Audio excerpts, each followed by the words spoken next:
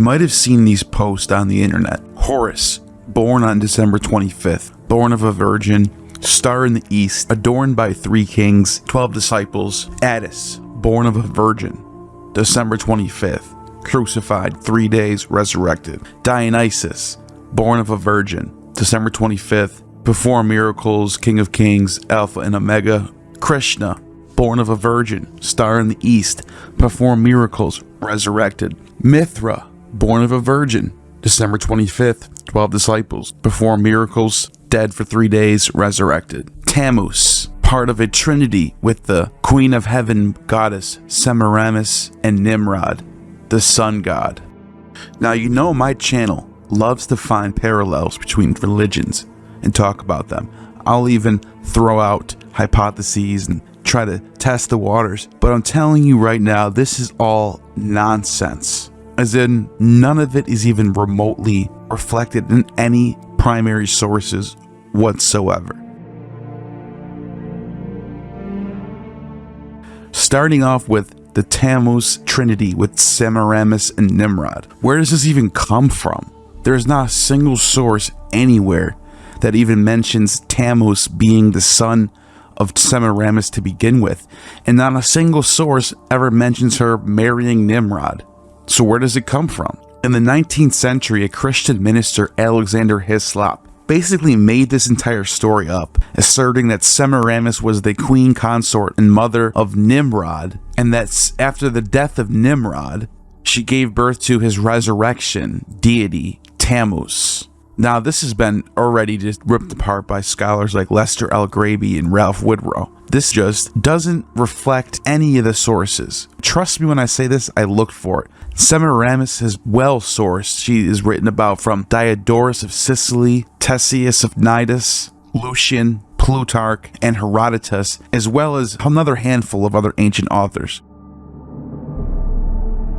If anything exists that can reflect anything that Christianity brings to the table, it would be that she was protected by doves sent by the goddess when she was a baby, and the image of the dove became the image of her in the temple of Venus in Assyria, where there is a gold dove on top of the head of Semiramis who points to the temple. You might be able to argue that this is some sort of Holy Spirit imagery, and that's as far as it goes. But as far as Tammuz being her son and there being some sort of pagan trinity, it's just not real.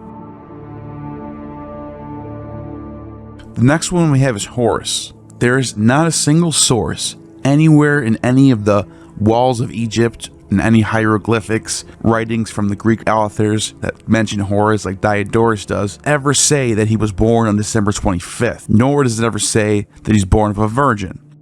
He is the son of Isis and Osiris. There's no star in the east. He isn't adored by 3 kings. And he definitely doesn't have 12 disciples.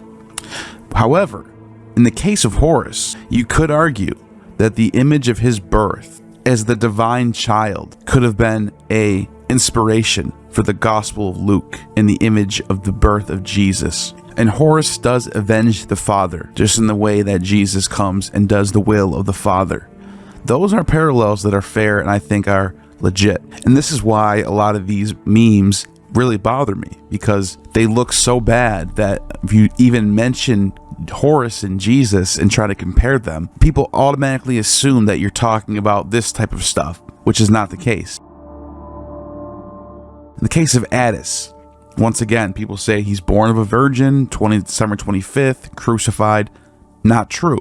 None of that exists in any of the sources. However, with Attis, he does die and resurrect. And with his death and resurrection, he does bring initiation and salvation for those who follow in the rites. Attis is worshipped during the springtime in a holy festival of the Great Mother, Cybele. The Holy Week for Attis and Cybele begins on March 15th, where reeds and greenery and pine trees decorate the halls of the places of the temples. And then on March 25th, which is known as the Day of Blood, is when the Galloi enter in a state of ecstatic worship. Those who have chosen to give their lives in service of the goddess take a sharpened potsherd and cut off their testicles. These are put into a sacred box and placed in the cellar of Magna Mater's temple. After this day of blood is followed by 3 days of worship and ending as the day of washing on March 27th. You might be able to argue that the 3-day motif of death and resurrection might have some connection here.